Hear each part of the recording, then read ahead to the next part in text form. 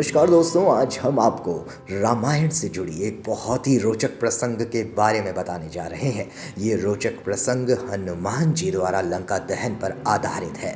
वैसे तो हनुमान जी की शौर्यता के बारे में जितना कहा जाए वो कम ही है, लेकिन यहाँ हनुमान जी ने अपनी शौर्यता ना दिखाते हुए अपनी महानता दिखाई। आपको बता दें, जब रावण पुत्र मेघनाद हनुमान जी पर कई तरह के अस्त्र शस्त्र का प्रयोग करता है लेकिन उससे कुछ नहीं हो पाता, तब अंत में मेघनाद ब्रह्मास्त्र का प्रयोग करता है। तब हनुमान जी ने मन में विचार किया कि यदि वे ब्रह्मास्त्र को भी निष्फल कर देते हैं तो ब्रह्मास्त्र की अपार महिमा मिट जाएगी। तब हनुमान जी मेघनाद द्वारा छोड़े ब्रह्मास्त्र का सम्मान रखकर उसके वार से गिर पड़ते हैं। तब मेघनाद उन्हें नागपाश में बांधकर रावण की सभा में ले जाता है, जहां हनुमान जी ने देखा कि राक्षसों का राजा रावण बहुत ही ऊंचे सोने के सिंहासन पर बैठा हुआ है।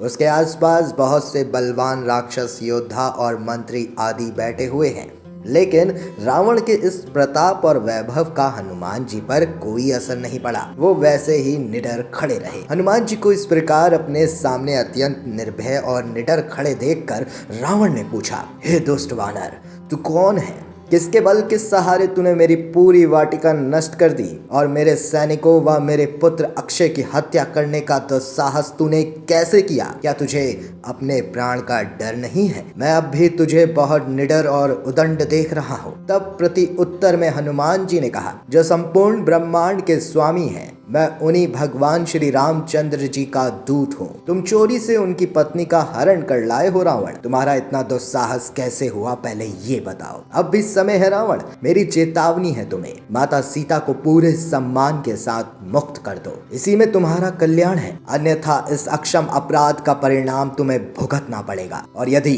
तुम ये जानना चाहते हो कि मैंने अशोक वाटिका क्यों नष्ट की, वो तुम्हारे सैनिकों और तुम्हारे पुत्र अक्षय कुमार को क्यों मारा, तो सुनो, मैं इसका जवाब देता हूँ। दरअसल मुझे बहुत जोर की भूख लगी थी। अंततः मैंने वाटिका के कुछ फल खा लिए। उछल कूद करने का मेरा स्वभाव है, जिसके कारण तुम्हारी अशोक वाटिका नष्ट हो गई, और इसके लिए तुम्हारे जिन सैनिकों ने मुझ पर प्रहार किया उन्हें मैंने सबक सिखा दिया है। और रही बात तुम्हारे पुत्र अक्षय कुमार की, तो मैंने उसे चेतावनी दी थी मगर वो नहीं माना, तो मुझे विवश होकर उसका वध करना पड़ा। तो इसमें मेरा क्या दोष है? रावण को यह सुन बहुत ही क्रोध चढ़ गया और उसने हनुमान जी को मृत्यु के घाट उतारने का आदेश दे दिया। लेकिन तभी विभीषण ने वहां पहुंचकर रावण को समझाया कि ये तो श्री राम के दूत हैं, इनका काम अपने स्वामी का संदेश पहुंचाना है, अंततः इनका वध करना उचित नहीं होगा महाराज। और अगर आप इन्हें दंड देना ही चाहते हैं तो कोई अन्य दंड देना ही ठीक होगा। विभीषण की ये सलाह रावण को पसंद आ गई और उसने कहा, ठीक है, बंदरों को अपनी पूंछ से बड़ा प्यार होता है, इसकी पूंछ पर कपड़े लपेटकर व उसमें तेल डालकर आग लगा दो। जब यह बिना पूंछ का होकर अपने स्वामी के पास जाएगा तब इसके स्वामी राम को मेरा जवाब खुद ब खुद मिल जाएगा। ये कहकर रावण जोर जोर से ठहाके मारकर हंसने लगा। रावण का आदेश पाकर सारे राक्षस सैनिक हनुमान जी की पूंछ पर तेल में भिगो कर